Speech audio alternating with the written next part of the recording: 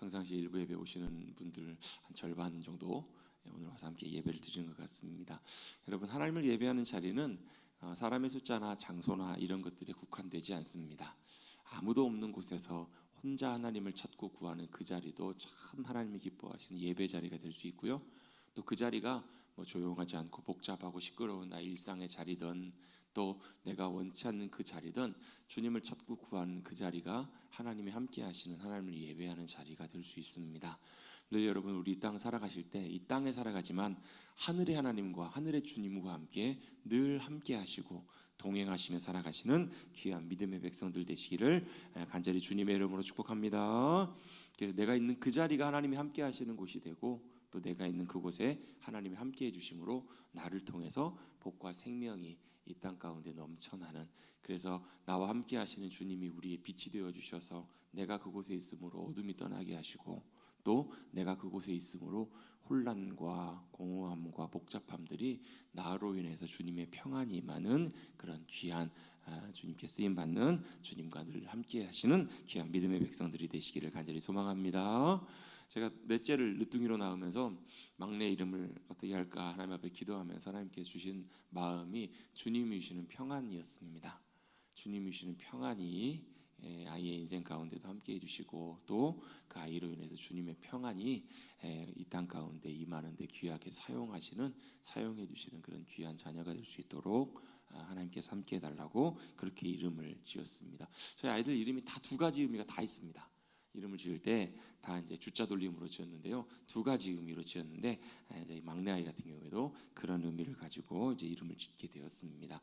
여러분, 사람의 이름은 그 사람의 방향과 그 사람의 삶의 목적과 의미를 우리에게 부여해 줍니다. 그렇다고 해서 여러분, 우리가 막 이름을 막 내 마음대로 바꾸느냐, 굳이 그럴 필요는 없습니다. 하나님이 우리를 불러주시는 그 이름이 우리에게 중요합니다.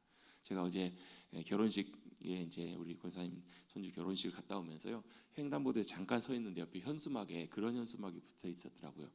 운명 클리닉. 자, 운명을 클리닉 해준대요. 그래서 이게 뭔가 봤더니 장명서예요, 장명서. 그래서 이름을 바꾸면 운명이 바뀐다. 자, 그랬으면 좋겠죠. 우리 다 그럼 이름 바꾸러 가십시다. 그럼 다 운명 바뀌겠네요. 여러분, 그 이름을 바꾼다고 사실 이렇게 우리 이제 바람이고 기대겠죠. 이름 바뀐다고 우리의 운명은 바뀌지 않습니다. 안 믿는 사람들은 하나님을 모르기 때문에, 믿지 않기 때문에 그렇지만 우리가 믿는 하나님, 그분이 우리 아버지심을 믿습니다. 그러면 그분이 우리를 불러주신 그 이름이 우리의 진짜 이름입니다. 여러분, 집마다 가보면 집에서 부르는 이름들이 있잖아요. 옛날에, 요즘이야 뭐 다 그 이름으로 부르지만 요즘은 뭐 태명해서 뭐 뱃속에 있을 때 부르는 이름 이렇게 있고 태어나서 부르는 이름이 있지만, 예전에는 다 이제 그 어렸을 때 부르던 이름이 이제 본명과 좀 다른 경우들도 좀 있었잖아요. 아이 때 부르는 이름, 또 뭐 예전에는 뭐 아호라고 해서 어릴 때 부르는 이름을 따로 부르기도 했어요. 뭐 그런 것처럼 집에서 부르는 이름이 있어요. 제 사촌 동생이 있거든요. 제 이제 이종 사촌, 저희 이모, 이제 제 이모 아들인데요. 집에 갔더니 이제 어렸을 때, 아주 어릴 때 집에 갔더니 그 아이 이름을 부르는데 아지야 아지야 부르는 거예요. 근데 그 집이 성씨가 강씨입니다. 아지야 아지야, 그 이름의 의미를 몰랐었어요. 한참 후에 지난 다음에 아들이 귀여워서 강아지라고 부르면서 이게 아지라고 불렀나 보다, 그렇게 나중에 알게 됐습니다. 여러분, 이름은 그 사람의 존재이고 의미입니다. 가장 중요한 것은 우리 부모님이 지어주신 이름도 참 귀하고 중요하지만 누가요? 하나님이 불러주시는 그 이름이 우리의 삶에 너무너무 중요해요. 야곱은 어찌 보면 그 이름은 좋은 이름은 아닙니다. 움켜쥔 자, 속이는 자, 발꿈치를 뒤잡다, 이런 뜻입니다. 그런데 왜 태어날 때 발꿈치를 붙잡고 나왔으니까 야곱이라고 지었던 것 같아요. 근데 하나님은 야곱을 향해서 이렇게 불러주십니다. 이스라엘아, 너는 이스라엘이다. 나중에 이사야서에 보면 이스라엘을 뭐라고도 부르냐면 너 지렁이 같은 야곱아 이스라엘아 불러요. 그게 무슨 뜻이에요? 지렁이는 뭐예요? 별 볼 일 없나, 아무것도 없는, 그냥 밟으면 꿈틀하는 것밖에 할 줄 모르는 아무것도 아닌 존재인데 그가 누구라는 거예요. 그가 이스라엘이고, 그가 누군가? 이스라엘은 하나님이 그를 위해 싸우시다, 하나님의 백성, 또 하나님이 사랑하시는 자, 그런 의미를 갖고 있습니다. 하나님이 야곱을 그렇게 보고 부르고 계시는 거예요. 여러분, 저와 여러분은 하나님께서 어떻게 부르시고 계실까요? 아마 이렇게 부르실 겁니다. 사랑하는 나의 아들아, 사랑하는 나의 딸아, 사랑하는 나의 자녀야, 아마 이렇게 불러주실 것입니다. 왜요? 그것이 바로 우리의 존재의 의미이고 우리의 존재의 목적이고 부르심이고 뭐 운명이란 표현 좀 그렇지만 우리의 믿음의 삶에 하나님 우리를 결정하신 하나님의 결정이기 때문에 그렇습니다. 여러분 우리 하나님의 그 부르심 가운데 그 부르심에 인도하심 따라 합당하게 살아가실 수 있는 그 은혜와 복을 누리고 살아가실 수 있는 하나님의 귀한 소유된 저와 여러분 되시기를 주님의 이름으로 축복합니다. 아멘. 그래서 여러분 몇 주 전에 우리 출애굽기 말씀을 나누면서 하나님께서 이스라엘 백성들을 애굽에서 구원해 내신 목적과 이유를 뭐라고 주님께서는 말씀하시는가? 너희가 뭐하여 내 소유가 되게 하려고. 지난 수요일 날 이 본문을 가지고 이제 수요일 날은 이제 창세기부터 한 장씩 하나씩 말씀을 나눠가고 있는데요. 딱 출애굽기 19장 말씀이어서 그 말씀을 나눴습니다. 그 내용이 뭐라고? 하나님이 우리를 뭘요? 너희는 내 소유다. 이걸 요즘 표현으로 좀 바꿔보면 쉬운 표현으로 바꿔보면 너는 내 거다. 이렇게 하나님이 누구를요? 이스라엘을 하나님의 백성들을 이렇게 삼아 주셨다라는 것입니다. 저와 여러분은 혈통적으로는 이스라엘 백성들은 아닙니다. 혈통적으로는 유대인들은 아니지만 누구의 혈통을 따라요? 예수 그리스도의 혈통을 따라서. 왜요? 예수님이 십자가에서 피 흘려 주시고 돌아가 주심으로 예수님의 십자가에 흘리신 그 피로 우리가 뭐가 되었냐면 하나님의 자녀가 되었기 때문에 그래요. 믿음 안에서. 그래서 여러분 우리 지지난주에 성찬식을 함께 거행을 했었는데요. 성찬식의 의미가 뭐냐면 떡을 먹고 포도주를 마시면서 우리가 그것이 중요한 게 아니고 그건 여러분 먹으면 어디로 가요? 위장으로 갔다가 그냥 뒤로 나가는 것입니다. 소화되고 없어져요. 근데 우리는 그걸 먹고 마실 때 뭘 기억하고 뭘 믿음으로 먹냐면 주님 우리가 이 음식은 위로 들어가지만 우리의 영혼에 주님의 생명과 피가 함께 하실 것을 또 우리 가운데 채워질 것임을 충만하게 역사하실 것임을 믿습니다라고 그것을 우리 안에 모시는 것, 채우는 것, 그것이 성찬의 중요한 의미가 됩니다.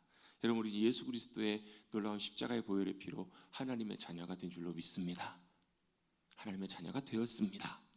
그게 바로 우리의 믿음의 신분이고 우리의 고백이라는 거예요. 그렇게 하나님께서 우리를 하나님의 자녀, 하나님의 소유로 삼아 주셨습니다. 그 얘기가 어디도 나오는가? 우리가 함께 쭉 살펴봤던 출애굽한 이스라엘 백성들, 출애굽기부터 나오는 애굽에서 하나님이 건져내셔서 구원해 내셔서 바로 살게 하신 이스라엘 백성들, 그들의 이야기도 마찬가지의 이야기입니다. 여러분 그 하나님께서 이스라엘 백성들을 애굽에서 건지셨다. 뭐하러 건지셨는가? 애굽에 종살이하던 애굽에 매어 살던 그들을 뭐 하려고요? 하나님의 소유 삼으시려고. 이제는 뭐가 됐어요? 애굽에서 노예로 살다가 이제는 자유하게 되었습니다. 종이에요, 아니에요? 종이 아니라고요. 여러분 로마서 말씀해 보면 로마서는 복음의 핵심적인 내용들을 가르쳐주고 설명해주고 있는 내용이 로마서인데요. 특별히 로마서의 가장 중요한 최고의 높은 봉우리에 있는 말씀이 어느 말씀이냐면 로마서 8장 말씀이에요. 여러분 한번 궁금하시면 한번 뭐 집에서 특별하게 할 일이 없으시면 할 일 없으면 하기가 좀 그렇죠. 하나님의 말씀을 한번 관심 있으시면 로마서 8장 말씀을 한번 읽어보십시오. 뭐 쉬운 성경으로도 한번 읽어보시고요. 로마서 8장에 참 중요한 복음의 메시지들이 담겨 있는데요. 로마서 8장에 보면 뭐 어떤 표현들이 나오는가? 복음 안에서 우리가 새롭게 되고요. 그 안에서 뭐가요? 우리가 자유하게 되었다. 이제는 종이 아니다. 여러분 종과 차이가 뭐예요? 자녀는요 달라요. 같은 집에 살아도 종은 종이지만 자녀는 자녀예요. 자유합니다. 누구에게 속해 있기 때문에 그래요? 주인에게 속해 있는 것이 아니라 아버지에게 속해 있기 때문에 그래요. 이스라엘 백성들이 애굽에 살 때는 애굽 왕의 그 굴레 권세에 누여서 종으로 노예로 살고 있었습니다. 이제는 근데 누가요? 하나님이 찾아가셔서 하나님의 능력의 손길로 그들을 건져내십니다. 꺼내셨습니다. 이제는 종이 아니게 되었습니다. 종이 아니고 뭐예요? 자유인입니다. 자유인인데 중요한 전제가 하나 붙습니다. 그냥 마음대로 사는 자유인들이 아니라 하나님께 속한 하나님의 소유된 자유인이라는 거예요. 아니 자유면 자유지 그게 무슨 자유야? 라고 생각하실지 모르겠는데요. 여러분 자유라는 게 내가 하고 싶은 대로 마음대로 다 하면 그게 자유일까요?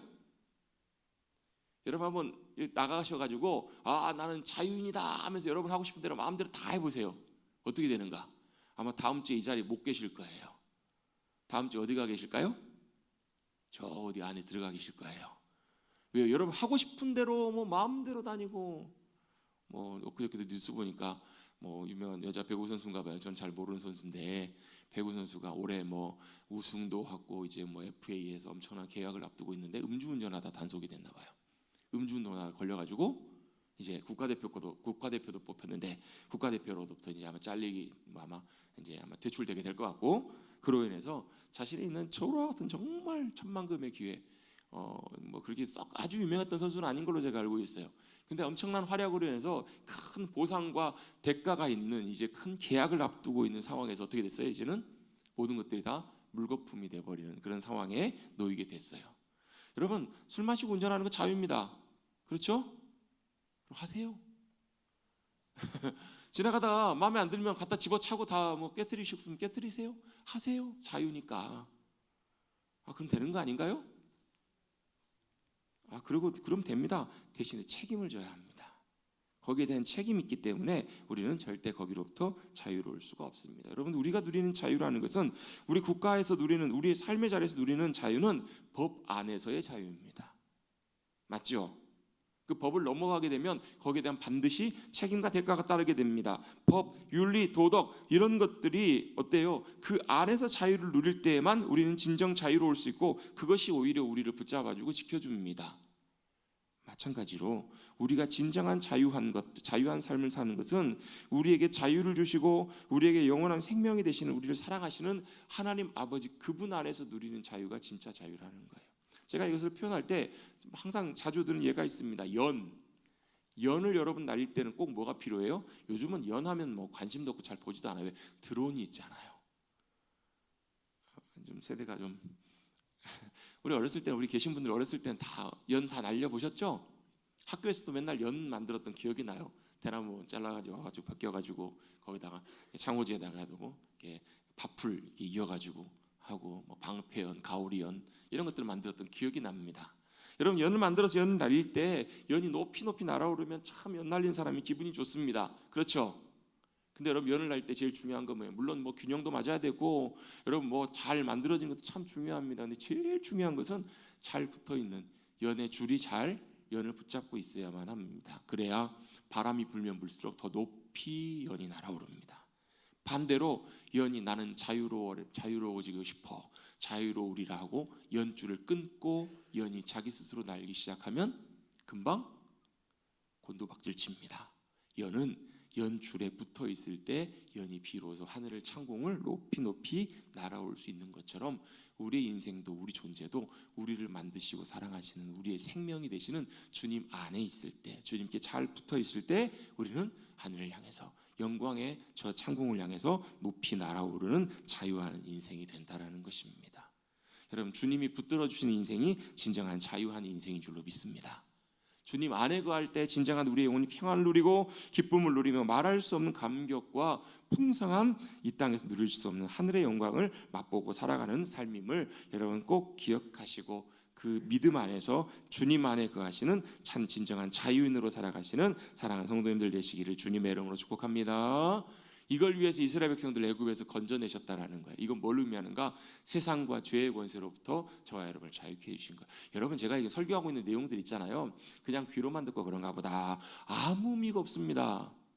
그 말씀이 들려지는 그 말씀이, 여러분의 그 사실들이, 내용들이 진리가 여러분 안에 역사해야 여러분이 진정한 그 자유와 진리도와 은혜들을 누리고 살아갈 수 있어요. 저는 목사로서 성도님들 바라보면서 참 안타까운 부분 중 하나가 뭐냐면, 교회 30년 50년 다니고 교회 오래 다니신 분들은 다 신앙적인 지식은 가득해요. 설교 안 해도 제 내용들 다 아시는 분들 너무너무 많아요. 근데 그렇게 사시는 분들은 정말 소수예요. 많지 않아요. 하나님께서는 그 은혜들을 누리고 살아가기를 원하시는데, 진리를 알지니 진리가 너희를 자유케 하리라, 그 말씀을 누리며 살기를 원하시는데 그건 그냥 그거고 성경이고, 내 삶은 내 삶으로 살아가는 분들이 너무너무 많아요.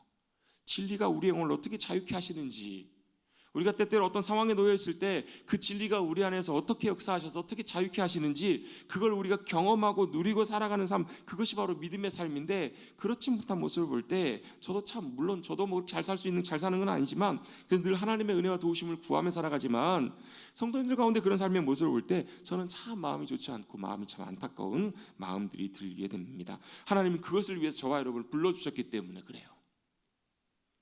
왜 불러주셨다고요? 자유하게 하기 위해서. 자, 저를 따라 같이 한번 고백해 보십시다. 그냥 입술로라도 한 번이라도 같이 따라 하셔야 조금 낫습니다. 하나님은 우리를 자유케 하시려고 불러주셨습니다. 하나님의 소유 삼으셨습니다. 여러분, 하나님의 소유라는 말은 책임진다는 말입니다. 여러분, 이거요 제 겁니다. 제가 항상 쓰는 거예요. 3년 전인가요? 뭐 이렇게 성경통 선물로 이렇게 나눠드리고 받아 지금도 쓰고 있는데요. 3년째 계속 쓰고 있어요. 뭐 쓰임새가 좋고 편하고 좋아서 계속 쓰고 있는데요. 이거 여러분 가져가지 마세요. 제 거예요. 근데 여러분 제 거라고 여러분 혹시 누가 가져가시거나 제가 잊어버린다고 해서 땅을 치고 통곡하며 3일 동안 금식하고 울며 애통해하고 찾을 때까지 찾을까요? 아니, 좀 찾다가요 제 방에 2개 더 있어요. 다른 거 쓰면 됩니다. 이게 제 거긴 제 거예요. 근데 이런 소유를 말하는 것이 아니에요. 하나님께서 우리를 하나님의 소유 삼으셨다는 말씀은 그냥 잊어버려도 되는 거, 그냥 하나님께 속해 있는 거, 이걸 말하는 것이 아니라 절대로 잊어버릴 수 없는 것, 절대로 잃어버릴 수 없는 가장 소중하고 귀한 것, 그게 그 소유라는, 세굴라라는 말씀의 의미입니다. 그렇게 저와 여러분 하나님께서 그렇게 하나님의 소유 삼으셨다고. 왜요? 뭘로 바꾸셨냐면 하나뿐인 아들 예수 그리스도, 예수님의 생명으로 저와 여러분을 사신, 값주고 사신 존재들이기 때문에 그래요. 별로 감동도 없으시고 놀라지도 않으시고 그러시는데 왜 그래요? 그거 여러분, 그거 하나만으로 여러분 우리는 얼마나 감사하고 감격할 수 있는지 몰라요. 찬양 중에 보면 그런 찬양이 있어요. 그 사랑 얼마나 나를 감격하게 하는지. 여러분, 그 사랑이 뭐예요? 저와 여러분이 어떤 존재라고요? 하나님이 하나뿐인 아들 예수 그리스도. 저는 못할 것 같아요. 저는 정말 못할 것 같아요. 뭘로요? 여러분 가장 하나뿐인 소중한 자녀, 하나뿐인 여러분이 가장 소중히 여기는 거, 그거 갖고 바꿀 수 있는 거 있어요? 없어요? 여러분 돈 필요하다고 자식 갖다 바꾸고 돈 바꾸실래요? 물론 정말 절박한 상황에서는 뭐 안타깝게 그런 선택을 하는 경우도 뭐 없지 않아 있죠. 근데 하나님은 어떻게 하셨다고요? 하나뿐인 자신의 생명과 같은 아들 예수 그리스도를 저와 여러분 살리시려고 바꾸신 분이 하나님이시라고요. 그게 하나님의 십자가의 사랑이고, 그걸로 저와 여러분을 하나님의 자녀로 값주고 사신 거예요. 그게 출애굽기는 뭘로 나오냐면 어린 양의 피로 나와요. 어린 양의 피를 바르고 죽음이 애굽 땅을 다 완전히 다 덮은 다음에 하나님이 그들을 애굽에서 건져내십니다. 뭐 하시려고요? 하나님의 소유 삼으시려고. 지금 이제 빨리 설교에 진도가 나가야 되는데 지금 서론에서 더 이상 진도가 잘 나가고 있지 않아요. 이 부분이 조금 정리가 되고 넘어가야 될 것 같아서 뭐 하다 안 되면 중간에 멈추죠. 뭐 시간 되면 다 끝낼 테니까.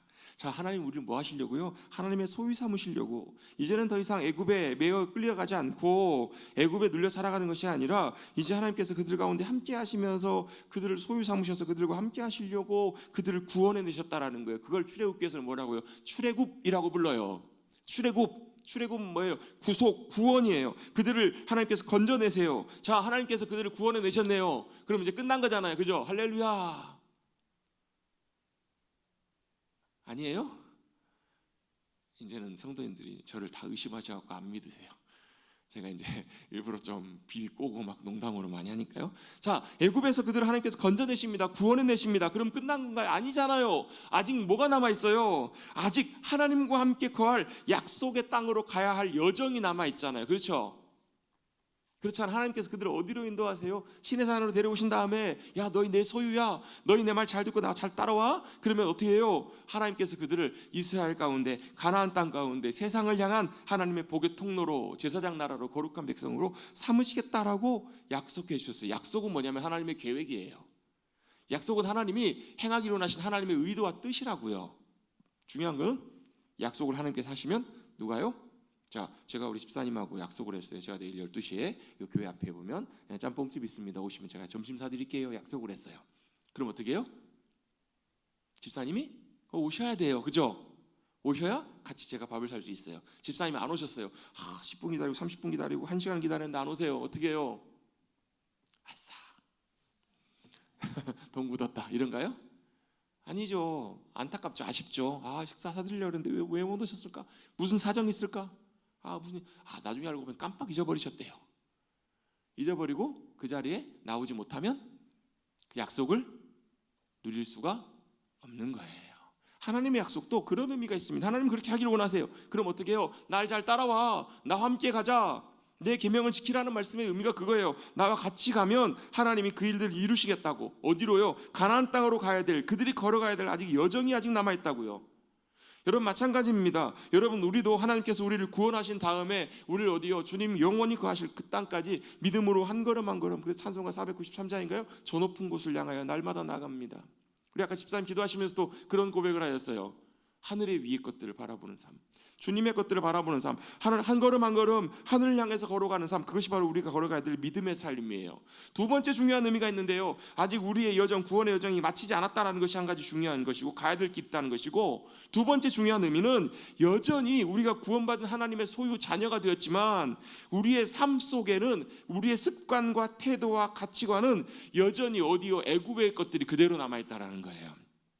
구원받기 전에 세상에서 살던 그 모습이 그대로 남아있어요. 여러분 죄송하지만요, 교회 오래 다닌다고 여러분 이게 해결되지 않아요. 좀 뭐 예전에 한두 번 정도 제가 소개한 적이 있는데요, 좀 안타까운 이야기이기는 해요. 제가 예전에 섬겼던 교회에서 한 권사님이 폐암 진단을 받고 치료를 하셨는데 이제 손쓰기가 좀 어려운 폐암 말기까지 진행이 되셨어요. 아들이 있었는데 아들이 호주에서 그 당시에 공부를 하러 갔다가 거기서 취직을 해서 일을 하고 있었어요. 근데 이제 권사님이 이제 점점 건강이 많이 나빠지면서 바람이 하나 있었는데, 그래도 아들이 결혼하는 모습을 보고, 막내 아들이었기 때문에 결혼하는 모습을 좀 봤으면 했어요. 아들이 이제 우연찮은 기회로 외국에 있었지만 어떤 소개를 해가지고 이제 영상으로 이렇게 소개를 이렇게 외국에서 이제 먼 거리 한국에 있는 어떤 자매와 만나서 교제를 하게 됐어요. 나중에 한참 이제 만나다가 결혼 얘기까지 나오게 돼서 이제 귀국을 해서 이제 부모님과 상견례를 하게 됐어요. 그런데 그 자매가 목사님 딸이었어요. 그러면 부모님은 누구죠? 아버지는 목사님이고 어머니는 사모님이세요. 그래서 이제 권사님이 이제 상견례를 앞두고 목사님 이제 상견례를 하게 됐네요. 기도해 주세요. 일 잘 되도록, 또 얘기가 잘 돼서 아들이 결혼까지 잘 진행될 수 있도록 기도해 달라고, 잘 다녀오시라고. 보통 일반적인 경우는 상견례 때는 이제 보통 대부분 보면 일들이 이제 이렇게 잘 되잖아요. 근데 이제 뭐 워낙 이제 멀리서 장기 연애를 하기도 했었던 데다가 이래서 그런지 모르겠는데 갔다 와서 아무 말씀이 없으세요. 제가 여쭤봤더니 그 권사님 하시는 말씀이 목사님 참 죄송해요. 뭐가 죄송해요? 그랬더니 한편으로 너무 마음이 아프고 좀 부끄러워서 얘기를 하기가 좀 그러셨다라는 거예요. 무슨 얘기를 하시냐면 상견례를 하러 이제 가셨는데 그분이 이제 목사님이시고 사모님이신데 어떻게 안 믿는 사람보다 더하다고 그런 얘기를 하시는 거예요. 상견례 때 서로 이제 이런저런 이제 뭐 원하는 것들 이런 조율을 얘기를 하는데 아마 좀 그게 굉장히 마음이 좀 그러셨나 봐요. 결국은 그 결혼이 이제 파혼이 됐어요. 더 이상 이제 얘기가 없는 걸로 깨어졌어요. 제가 그 얘기를 들으면서 참 한편으로 저도 마음이 참 아프고 좋지 않았어요.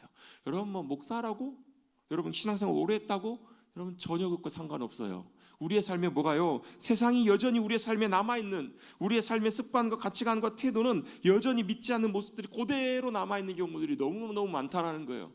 그 여러분 교회 오래 다닌다고 해결되는 문제가 아니에요. 하나님이 그거 하나하나를 우리의 삶의 습관들을 빼어내시고 하나님의 자녀로 거룩한 백성들로 우리를 어떻게 새롭게 하셔야 돼요. 그걸 하시기 위해서 뭘 하시는가? 하나님은 때때로 우리에게 훈련과 연단의 길로 우리를 인도하신다는 거예요.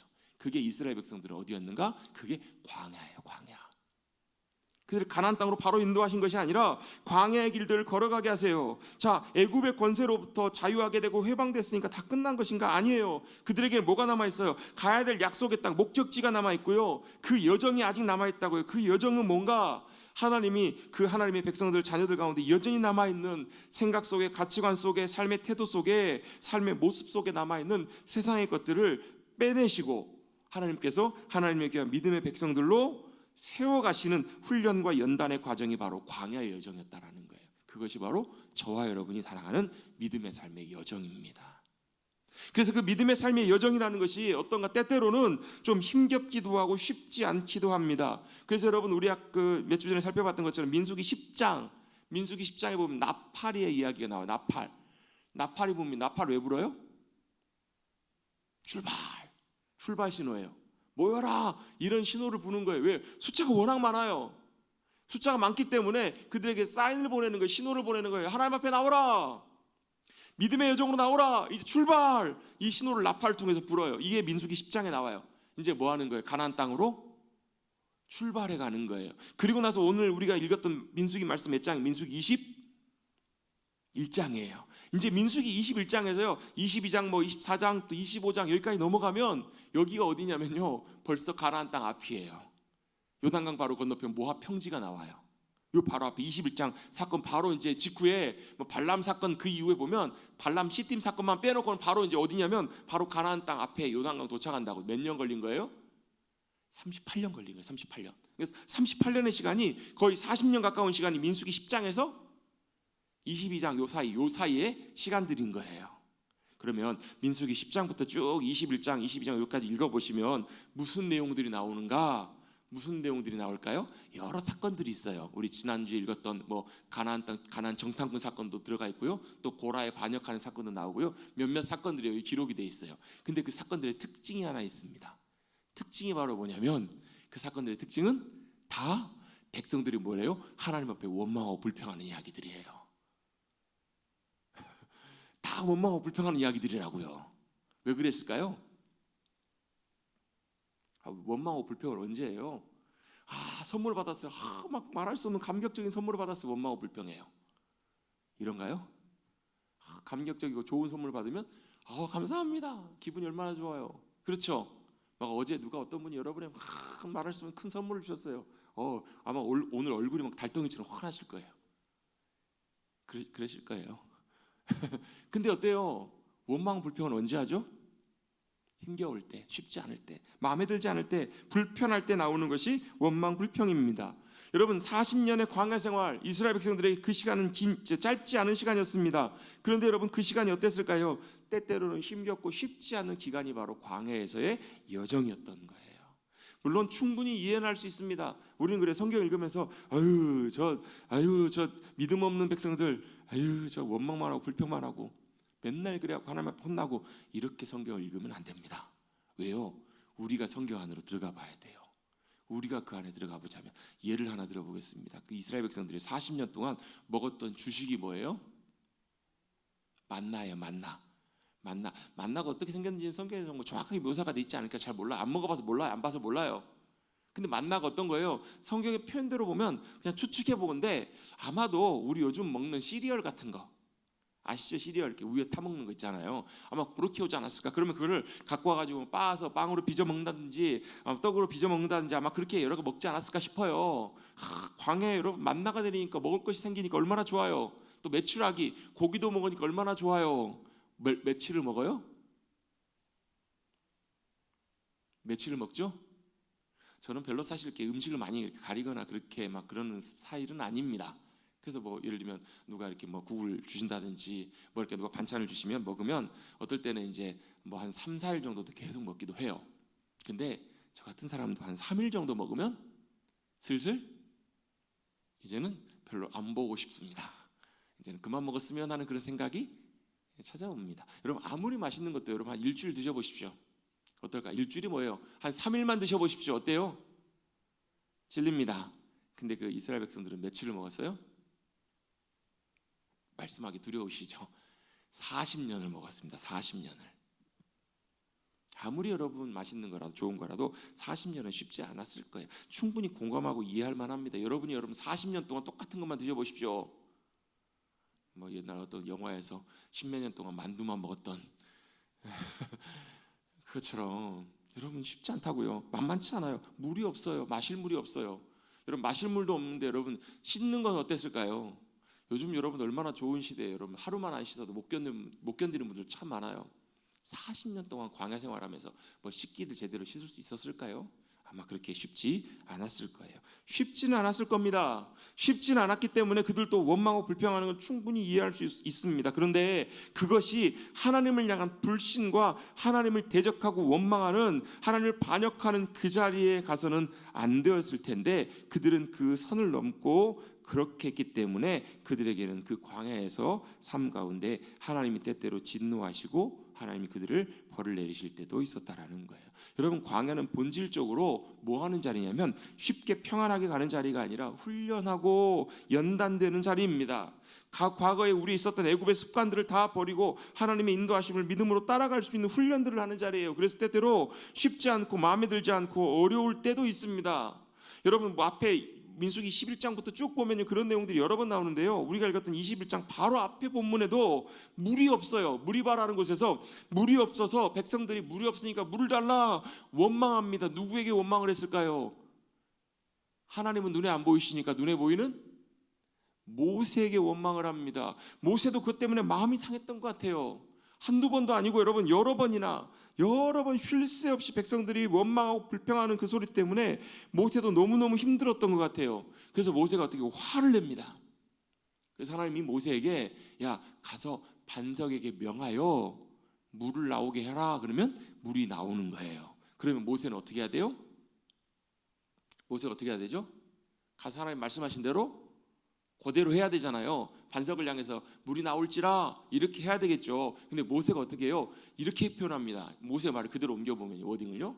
내가 너에게 물을 내랴. 이게 무슨 말이에요? 나한테 왜 화를 내고 성질이야? 내가 물을 내는 사람이야. 내가 너에게 물을 줄까? 하면서 이렇게 화를 내는 거예요. 화가. 왜요? 뭐 때문에 그랬을까요? 모세가? 마음이 상해서 그래. 마음이 좋지 못한 거예요. 여러분 마음이 상할 때 참 조심해야 됩니다. 모세가 마음이 상해가지고요 하나님은 말씀으로 명하라고 하셨는데요. 성경 읽으면 한번 찾아보세요. 여러분 20장 한 장 앞에 넘겨보시면요, 한 장 앞에 넘겨보시면 2절부터 나와요. 1절에 보면 미리암이 죽어요. 거기서 2절에 보시면 회중이 물이 없으므로 모세와 아론에게 나와요. 아니 모세가 물을 낼 수 있는 사람이에요? 아니에요? 아니잖아요. 근데 누구에게 와요? 모세와 아론에게 모여들어요. 그러면서 모세와 다투어요. 다투어서 야 우리 다 죽게 생겼다. 차라리 그냥 애굽에 있을 때 형제들 죽을 때 죽었으면 좋겠다. 죽었었으면 좋겠다. 왜 우리를 광야에서 인도해서 짐승과 우리 다 죽게 하냐는 거예요. 여러분 한편으로는 이해가 되죠. 물이 없으니까. 물이 없으면 뭐예요? 죽음의 위협을 느끼잖아요.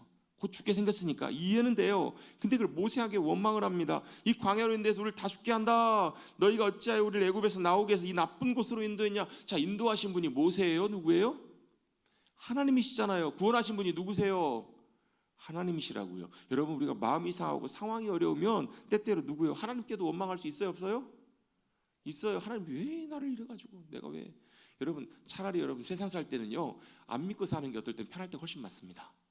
믿음 없이 그냥 세상 사람들이 하는 것처럼 똑같이 사는 게 훨씬 편할 때 많다고요. 믿고 그리스도에서 살라고 하니까 이게 또 쉽지가 않아요. 딱 요 상황에 딱 요 상황. 왜 우리 데리고 나와가지고 왜 이곳에서 우리를 이렇게 고생시키고 죽게 만드냐고. 물도 없고 뭐 과일도 없고 뭐 마실 것도 없고 아무것도 없다고 하나님 앞에 원망하고, 모세한테 원망했지만 실제로는 하나님을 향한 원망이었어요. 하나님 앞에서 하나님 앞 믿음으로 나가 엎드릴 때 하나님 나타나서 말씀하십니다. 물을 내라는 거예요. 반석을 향해서 말하라고. 근데 쭉 보면 10절에 보시면 이렇게 얘기합니다. 모세와 아론이 그 회중에서 회중을 반석 앞에다 모아놓고 그대로 말을 해서 물이 나오게 해야 되는데 모세가 어떻게 해요? 반역한 너희여 들으라. 우리가 너희를 위하여 이 반석에서 물을 내랴. 이게 뭐예요? 모세가 화내고 있는 거예요. 화날 때는 화를 안 내고 잠깐 지난 다음에 말하는 것이 참 필요하죠. 잘 안 되지만. 그러면서 모세가 어떻게 하냐면요, 손을 들어서 지팡이로 반석을 2번을 칩니다. 그랬더니 물이 나와요? 안 나와요? 나오긴 나와요. 근데 문제가 여기서 심각한 문제가 생겨요. 왜요? 그 뒤에 보면요 하나님께서 모세에게 뭐라고 하냐면 너희가 나를 믿지 아니하였다라고 말씀하고 있어요. 그리고 하나님의 거룩하심을 나타내지 아니하였다. 이게 무슨 말이에요? 하나님이 하라는 대로 해서 하나님이 하실 일들을 나타내야 되는데 왜요? 물을 나게 하시는 분은 하나님이시니까. 근데 누가요? 모세가 마음이 상해서, 모세가 이 마음이 상해가지고 화를 내는 통에 이게 다 하나님의 영광도 나타나지 않고 하나님의 역사가 사라져버린 거예요. 결국 이 일 때문에 누가요? 모세와 아론이 어떤 결과가 이래요? 가나안 땅에 들어가지 못하게 돼요. 이 사건 하나 때문에. 아니 하나님 너무하시지. 그 고생했던 모세가 요거 하나 때문에 그만큼 심각하고 중요한 문제인 거예요. 이게요. 하나님을 믿지 않고 하나님의 영광을 거룩함을 나타내지 않았다라는 거예요. 여러분 이것이 여러분 우리의 삶에도 굉장히 중요한 아주 무서운 결과를 가지고 옵니다. 여러분 우리가 살아가야 될 믿음의 길, 이스라엘 백성들이 걸었던 광야의 길처럼 때때로는 원치 않고 어렵고 쉽지 않은 길들을 걸어갈 때가 있습니다. 그래서 어때요? 쉽지 않은 길들을 걸어가기 때문에 어때요? 우리의 마음이 상하거나 마음이 불편할 때 원망하거나 불평이 우리 마음속에 올라올 때 있습니다. 그때가 조심해야 될 때라는 거예요. 다시 오늘 본문으로 한번 넘어가 봅니다. 21장 4절에 보시면요, 4절 한번 읽어보십시다. 4절 같이 한 목소리로 한번 읽어보겠습니다. 시작. 백성이 호르산에서 출발하여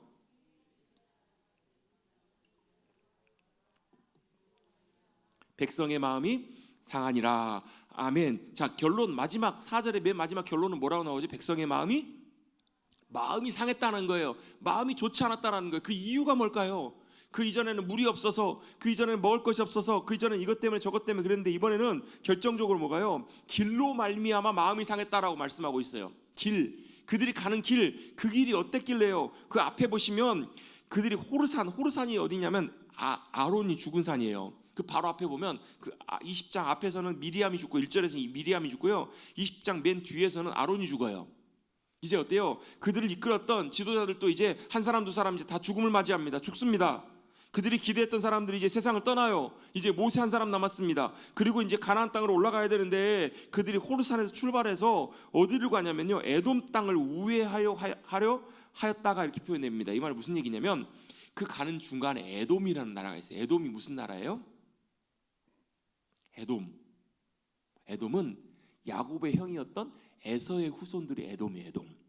그래서 원래대로라면 그들이 홍해길에서 에돔을 가로질러서 바로 가면 가나안 땅에 들어가는 모압 평지 요단강 바로 앞으로 가는 거예요. 쉽게 말하면 좋은 길이 그 길이에요. 근데 그 앞에 20장에 보면 그래서 모세가 어때요? 에돔 왕에게 부탁을 합니다. 그 길로 우리가 지나가게만 해주면 우리는 아무것도 안 하고 그 길로만 가만히 지나갈 것이고, 혹시라도 사람이나 짐승이 물이라도 마시면 돈을 다 지불하겠다고 그렇게까지 제안을 했는데도 에돔 왕이 어떻게 하냐면 그 길을 못 가게 막아요. 그러면 그 길을 막으면 치고 지나가면 될 거 아니에요. 하나님이 그것도 막습니다. 왜요? 에돔은 에서의 후손이기 때문에 그들은 치지 말라고 하나님께서 말씀하세요. 이제 이삭의 후손이니까, 아브라함의 후손이니까 치지 말라고 하세요. 자, 못 지나가게 해요. 그럼 어떻게 해야 돼요? 어쩔 수 없이 돌아가야 되는 거예요. 좋은 길 놔두고 돌아가는데 그 길이 어때요? 좋은 길이면 좋겠지만 그 길이 참 좋지 않은 길이에요. 험하고 좋지 않은 길을 가니까 사람들이 어때? 백성들이 마음이 상해요. 요즘 말로 말하면 투달 그냥 원망 불평이 막 입이 이만큼 나와가지고 길이 좋지 않으니까. 여러분, 우리의 인생길 가운데에도 마찬가지입니다. 내가 원하는 길로 가면 참 좋겠지만 하나님이 항상 내가 원하는 길로 인도해 주시는 것은 대답하기 싫으시죠? 대답하기 싫으시죠? 내가 원하고 바라고 계획하는 그 길대로 하나님이 우리의 모든 길들을 다 열어주진 않으세요. 때때로 내가 원하는 길, 기대했던 길과 다른 길로 우리의 길들을 인도해 주실 때도 있어요. 그럴 때 우리의 마음은 어때요? 마음이 상해요. 어떻게 하나님 이럴 수 있나? 하나님 진짜 나 사랑하신 거 맞냐고? 하나님 진짜 너무하시네. 이렇다고요. 내가 원하는 길이 아니었기 때문에, 그 길이 여러분 돌아가는 길이고 험난한 길이고 쉽지 않은 길이었기 때문에 우리의 마음이 불편하고 우리의 마음이 원망과 마음들이, 그런 마음들이 생길 수 있다고요. 그 마음들이 딱 이스라엘 백성들의 마음이에요. 그들이 마음이 상해요. 그래서 5절에 보시면 백성이 하나님과 모세를 향해서 원망했다라고 표현합니다. 여러분, 뭐예요? 원하는 길이 아니었기 때문에 마음이 불편해서 하나님과 모세에게 원망을 했는데요, 뭔가 하나님은 그들을 뭐 하시러 원하신다고? 훈련해 가신다고. 어떻게 해요? 인도하시는, 하나님 인도하심을 따라가는 훈련을 해 가시는 와중이라고요. 자, 여러분 저를 따라 고백해 보겠습니다. 하나님의 길은 우리의 길과 다릅니다. 여러분, 이걸 이사야 55장 말씀에서는요, 하나님의 길과 우리의 길이 다른데 어떻게 다르냐면 하늘이 땅보다 높음같이 다르다라고 말씀하세요. 여러분, 우리의 생각, 우리의 예측, 우리의 기대, 우리가 바라는 것들과 하나님의 인도하심이 같을 때도 있지만 다를 때도 많아요. 그러면 우리는 뭘 해야 되는가? 내 길보다, 내가 원하는 그 길을 가는 것보다 하나님이 원하시고 말씀하신 그 길을 따라가는 훈련과 연습이 우리의 믿음의 삶에 너무너무 필요하다라는 거예요. 그것이 하나님의 길이 옳습니다. 하나님의 길이 맞습니다. 그들이 어때요? 척박하고 혼란한 길을, 어려운 길을 가면서 마음이 상하고 불평하지만 그 길이 하나님이 가라고 하신 길이고 에돔을 막으셨기 때문에 그 길, 돌아가는 그 길이 쉽지 않은 길일지라도 원망과 불평보다는 믿음으로 순종해가는 훈련들을 주님은 하기를 원하셨던 거예요. 우리는 우리 앞날을 모르기 때문에, 우리의 삶의 길을 모르기 때문에 그래요. 제가 지난주에 우연찮게 어떤 재미있는 얘기를 하나 들었어요. 이렇게 들었는데요, 어떤 프랑스에서 옛날에 1960년도에 있었던 일이래요. 어떤 할머니가 90이 되셨어요. 여러분, 60년대에 90이면 굉장히 나이가 많으신 나이잖아요. 그분이 어떤 집을 본인이 갖고 있는 집에 살고 있었는데 하루는 변호사가 찾아와가지고 그 집을 어르신 할머니 그 집을 저에게 파십시오. 그래요? 뭐 생각해 볼게요. 근데 조건이 하나 있어요. 우리 어르신께서 할머니께서 살아계시는 동안에 제가 계속 한 달에 250프랑인가 한 우리나라 돈 한 200만 원 이렇게 매달 드릴 테니까 그걸 쓰시고 계시다가 그리고 나중에 돌아가시면 그 집을 명의를 저에게 그냥 옮겨주시면 돼요. 누가 이익이에요? 변호사가 이익이잖아요. 90 먹은 할머니시니까 한 달에 한 200만 원씩 낸다고 해도 한 10년 사셔도 얼마 정도 될까요? 그러니까 그 집값보다 자기가 계산했을 때는 몇 년을 내도 그 집값보다는 훨씬 저렴하게 그 집을 살 수 있는. 할머니 입장에서도 보면 그 집 갖고 아무것도 사실은 이제 할 수 없는데 매달 월세가 들어오는 것처럼 돈이 들어오니까 이제 그걸 자기가 쓸 수 있잖아요. 그럼 그렇게 합시다라고 계약을 한 거예요. 한 해, 두 해, 세 해가 지났어요. 몇 년이 지났을까요? 30년이 지났는데 할머니가 안 돌아가시는 거예요. 30년에 계약을 했던 변호사가 먼저 죽었답니다. 그리고 2년을 할머니가 더 사시고 돌아가셨대. 그 할머니가 기네스북에 오르셨대. 장수. 그때 매달 냈던 돈이 얼마나 됐을까요? 그 집값보다 훨씬 더 많은 돈을 지불했다는 거예요. 변호사는 설마 했겠죠. 자기 생각할 때는 그 정도면 되겠다, 그 정도면 충분히 자기에게 이기겠다 계산하고 생각했겠죠. 근데 자기 뜻대로 되지 않았어요. 나중에 후손들이 할머니 돌아갈 때까지 다 값을 다 치르고 명의를 받았을 때 계산을 다 해보면 그냥 샀을 때보다 몇 배나 돈을 더 주고 그 집을 결국은 사게 된 거예요. 여러분, 우리의 생각, 우리의 계획, 그것이 여러분 옳은 것처럼 보이고 좋은 것처럼 보이지만 여러분 그것이 아닌 경우들이 훨씬 많아요. 여러분, 하나님의 길은 우리의 길과 달라요. 뭘 해야 돼요? 믿음으로 맞추는 훈련을 하셔야 돼요. 원망이 나오고 불평이 나올 때 때때로 기다리고 참고 인내하며 믿음으로 그렇게 걸어가는 길들을 걸어가는 것, 그 삶이 바로 믿음의 삶이기 때문에 그렇습니다. 여러분, 그래서 구원받은 하나님의 백성들이 여러분 광야의 길, 우리 인생의 길을 걸어갈 때 우리가 꼭 배우고 훈련해 가야 되는 것이 있습니다. 믿음으로 주님 따라가며 주님과 동행하는 걸음을 배워야 합니다. 주님과 한 걸음 한 걸음 같이 걸어가는 것, 그것들이 우리의 믿음의 삶에 너무너무 중요해요. 그리고 그 훈련의 장소가, 그 자리가 바로 어딘가? 광야예요. 내 뜻대로 안 될 때도 있어요. 여러분의 인생의 계획과 뜻 가운데 내 길대로 안 될 때에도 하나님이 다른 길로 우리의 삶을 인도하기를 원하시나 보다. 여러분, 원망과 불평보다도 믿음으로 우리의 삶 가운데 함께 하실 그 주님을 기대하고 나아가시는 사랑하는 성도님들 되시기를 주님의 이름으로 축복합니다. 그럴 때 우리의 삶에 하나님의 역사하심을 우리는 경험할 수 있게 돼요. 또 두 번째로 우리 지난주에 나왔던 말씀과 연결되는 말씀인데요, 환경과 상황을 보는 눈에서 하나님을 볼 수 있는 믿음의 눈이 열리셔야 합니다.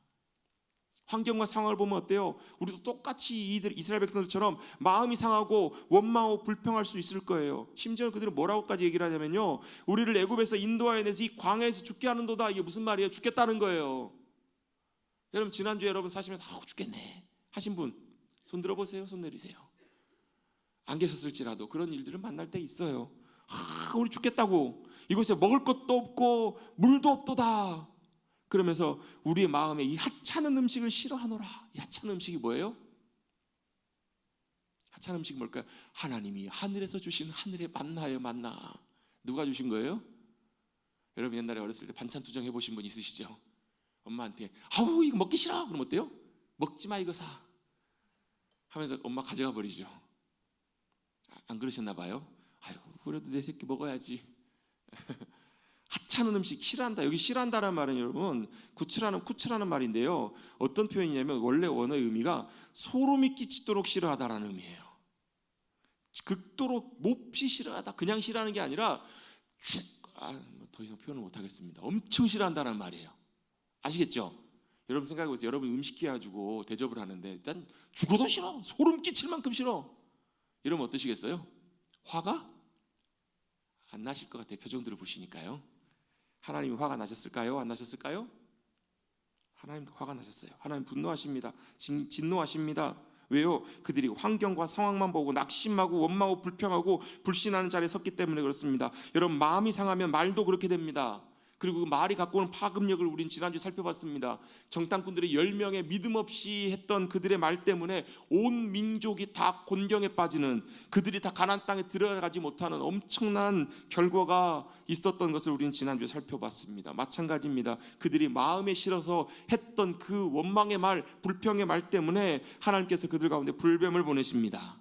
불뱀은 그 당시에 사막에 있었던 독사의 종류라고 보통 알려져 있습니다. 물리면 불에 타는 것처럼 뜨겁게 고통당하다가 죽임을 당한다고 해서 불뱀이라고도 불렸다고 합니다.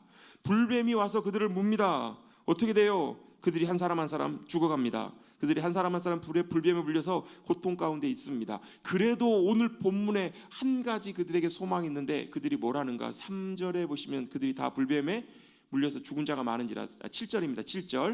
7절 한번 읽어보십시다. 7절 시작. 백성이 모세에게 이르러 말하되 우리가 여호와와 당신을 향하여 원망함으로 범죄하였사오니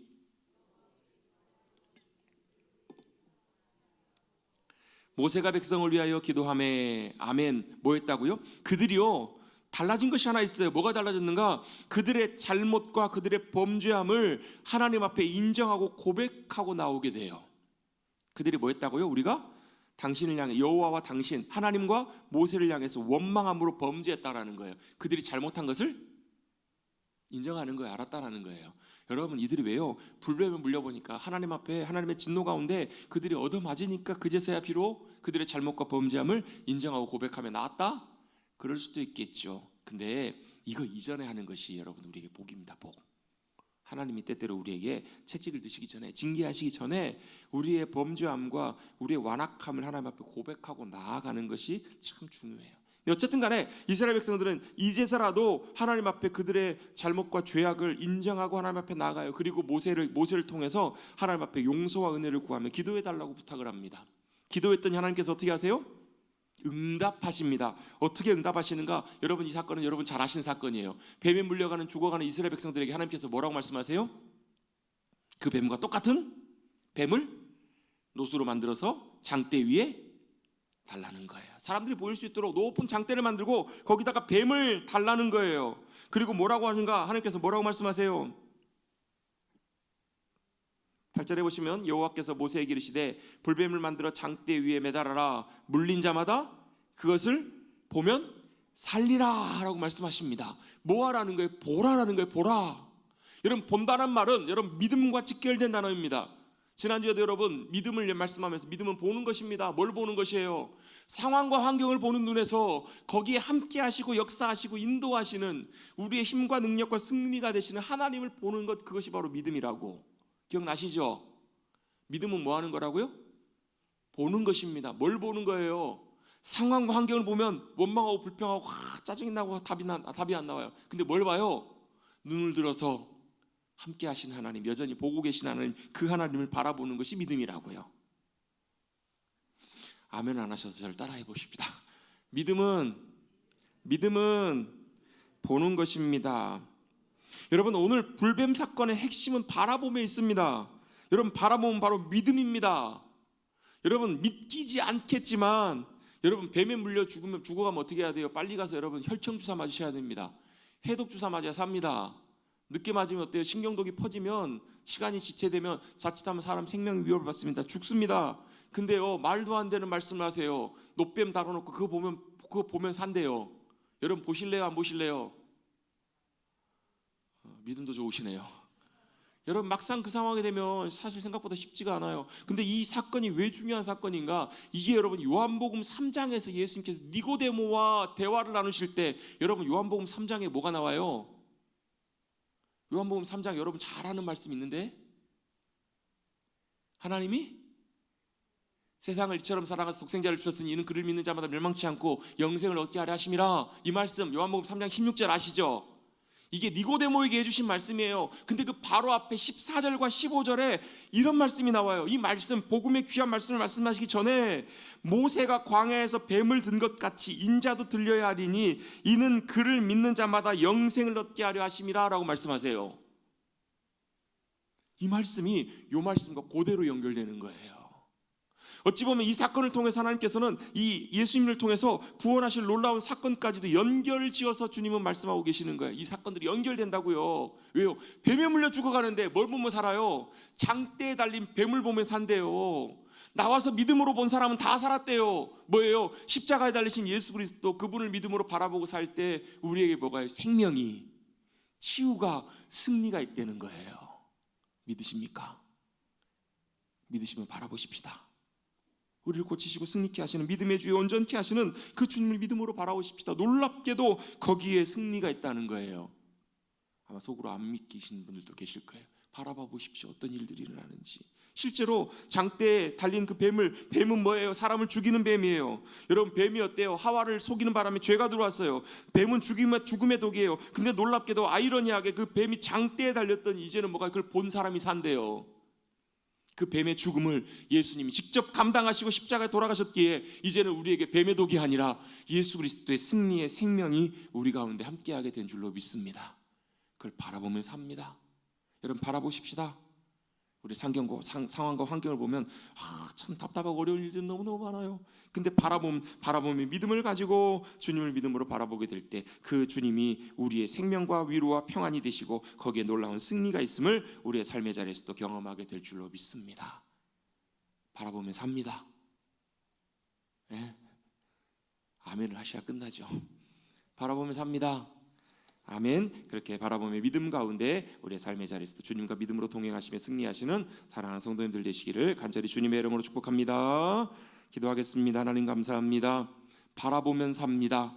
그 귀한 바라보며 믿음을 우리 모두에게 허락하여 주시옵소서. 그래서 우리의 상황과 환경이 내 뜻대로 되지 않고 때때로 어렵고 쉽지 않을지라도 원망에 불평하며 힘들어 죽겠다라는 순간에도 우리의 믿음의 눈을 들어 우리의 온전케 하시는 승리가 되시는 주님을 바라보고 그 안에 치유를, 그 안에 생명을, 그 안에 승리를 누리고 살아가는 우리 모두들 되게 하여 주시옵소서. 감사드리며 예수님의 이름으로 기도드리옵나이다.